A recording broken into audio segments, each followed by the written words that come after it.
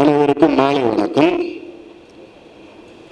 இந்த நிகழ்ச்சியில் கலந்து கொண்ட எங்கள் ஐயா நெடுமாறன் அவர்களே, நிகழ்ச்சியில் சிறப்பு விருதாக கலந்து கொண்ட ஐயா நிஜாமுதீன் அவர்களே, மற்றும் தமிழக தேசிய முன்னணியின் தலைவர் ஐயா முத்தமிழ் அவர்களே, பொதுச் செயலாளர் சண்முகம் அவர்களே, மற்றும் மேடையில் அமர்ந்திருக்கும் தோழமைகளே, அனைவருக்கும் மாலை வணக்கம்.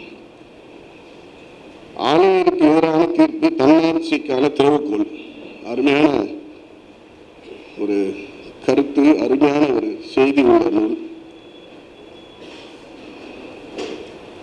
ஆட்டுக்கு தாடி எதற்கு, நாட்டுக்கு ஆளுநர் எதற்கு, தமிழ்நாட்டுக்கு திராவிடம் எதற்கு, இதே நம்ம சேர்த்துக்காங்க. ஏன்னா திராவிடம் தமிழ் தேசியத்துக்கு தீது அப்படின்றது பல விடயங்களிலும் பல நிகழ்வுகளிலும் இங்கு நிரூபித்து காட்டியிருக்கிறது.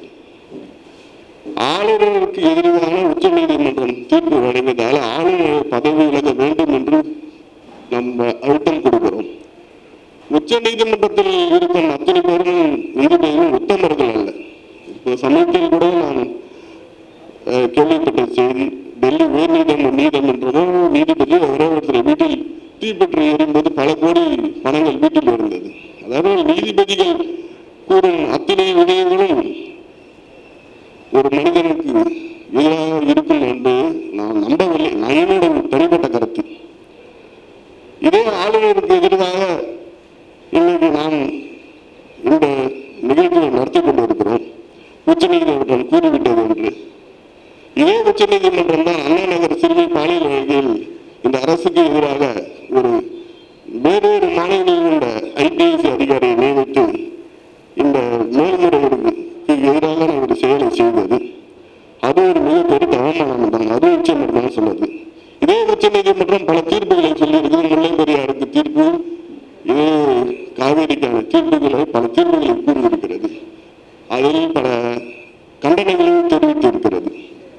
ஆனால் ஆளுநர் இப்போது ஆளுங்கட்சிக்கு எதிராக செயல்படுகிறார்.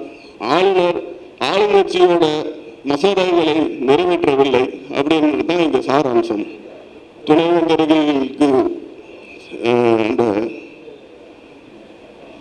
துணைவேந்தர்கள் பதவிக்கு அவர்கள் தயாராக இருக்கிறார், அவர் கையெழுத்திடவில்லை. நீட் தேர்விற்கு எதிரான விஷயத்தில் ஆளுநர் கையெழுத்திடவில்லை என்பதுதான் இங்கே கருத்து. ஆனால் நீட்டை கொண்டு வந்தது யார், அதற்கு கையெழுத்து போட்டது யார்? அதே மாதிரி ஆளுநருக்கு அதிகாரம் இல்லைதான். மக்களால் தேர்ந்தெடுக்கப்பட்ட சட்டசபைக்கு தான் அதிகாரம் உண்டு. ஆனால் அந்த சட்டசபையை அதிகாரம் கொண்டு தமிழ்நாட்டுக்கு என்ன நன்மை விளைவித்தது கூறுங்கள்.